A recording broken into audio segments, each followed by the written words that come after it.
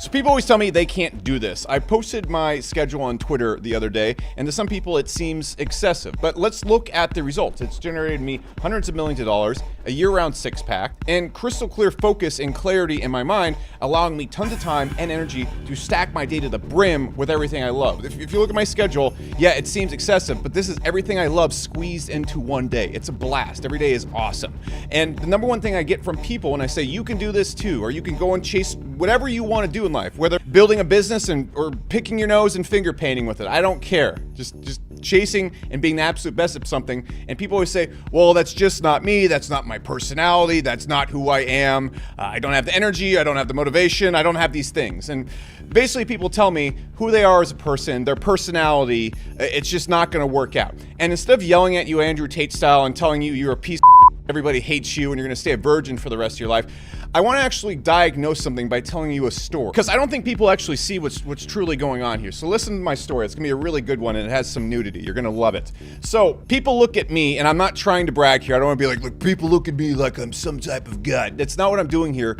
But people see me on Twitter. I'm literally one of the types of people who's posting like the cringe, you can do it, and posting my health routines and all sorts of stuff like that, going nuts at 4 a.m. every single day, talking about dreams, total cringe mode. I'm one of those guys, all right? I was in and out of this constantly. However, most people have never really met their true self. They've never met what happens and who they are when their body is completely okay, when all the fog, distractions, and nonsense is gone. You might be shocked to discover that you're one ambitious, crazy, cringe lord like myself. Because you really need to look at this.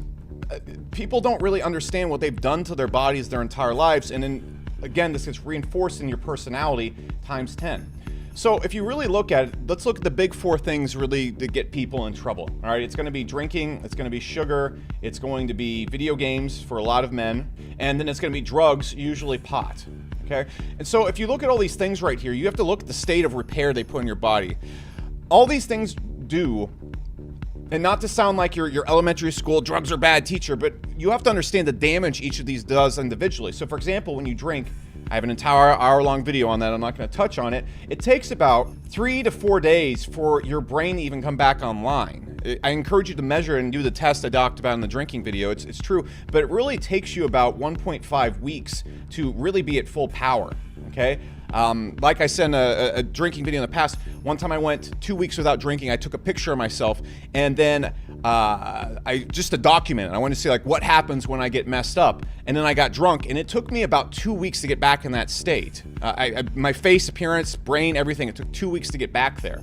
So if we look at other things like sugar is going to keep you in a constant state of brain fog, but also an addictive state where you're constantly hungry and craving. Okay, and that's extremely distracting. That really messes with your personality.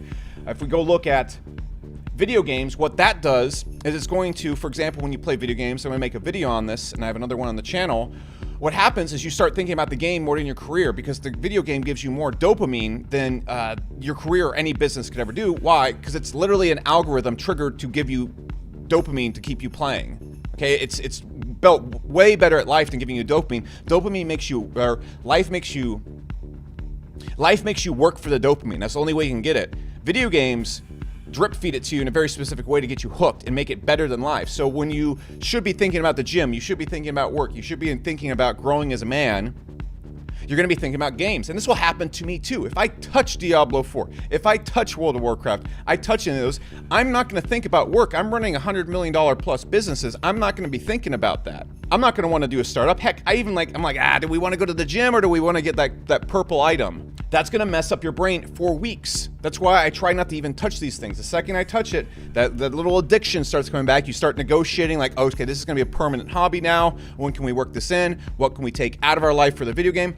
It's really bad. And when I talk about the video game itself, on my next video, you'll kind of get that. And then drugs, pot, same exact thing. I think these three right here are the worst ones, but marijuana is pretty bad because it just ruins your sleep, messes up your focus, gives you brain fog, and makes you really just an unmotivated person. We could go into all the science behind it. We can make a Huberman video that's 2 hours long, but that's the gist of it. You know it is. And so why even do it? Plus it lowers your testosterone, which makes you just a weenie baby. You know, do you want to be a weenie baby? When you look at the impact all these have over time, Drinking takes about almost 2 weeks to come back from. Sugar takes a long time to get out of your system for the craving to stop. Video games will hook you until you beat them. So like you can actually have a distraction in your head at all times from a video game for weeks. And then pot and everything like that won't let you go until you stop smoking pot for about 2 weeks. So all these things are just really messing you up.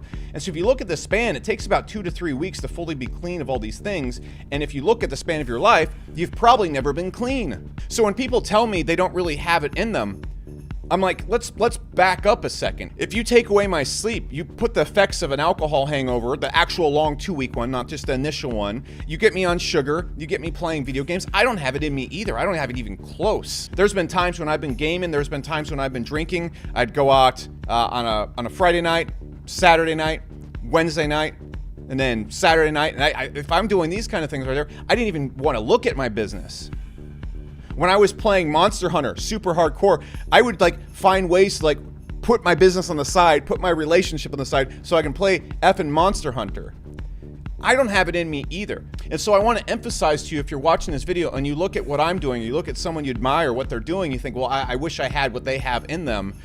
I must stress, you will be wildly surprised how your personality changes and how much stronger of a person you become if you just simply remove these things from your life. You'll be shocked. You'll be in the things you didn't think you were into. If you told me a year ago I'd be doing jujitsu every single day and I'd be in the jujitsu, I would have laughed at you. I'm like, I don't like sports. I'm uncoordinated. If you told me I've been working on another startup, I would have laughed. I'm like, no, I'm just gonna travel the world and go F off with my girlfriend. But when you take all these things away, your brain has to find new ways to fuel itself. It has to find new hobbies, and you're gonna be shocked again by the things you really get into and enjoy. You might build a business, you might really love that. You might get into some physical sport, or you might just start really excelling at the things in your life because you suddenly don't have all these things dragging your brain into Hades and turning you into a pile of crap. If you look around, go to the grocery store, everyone's walking around puffy faced, tired, sweaty all the time. It's really bad in America. Nobody's true personality is coming out because it's underneath a mountain of trash, and you got to clear away that trash. So that's the video. I just wanted to nip this one in the butt because I see it all the time on Twitter. Your real personality, unless you are crystal clean like I described right there, your ambition, your drive, your happiness, your fulfillment, you getting up in the morning going, wow, it's buried under a bunch of trash. You need to clear the trash.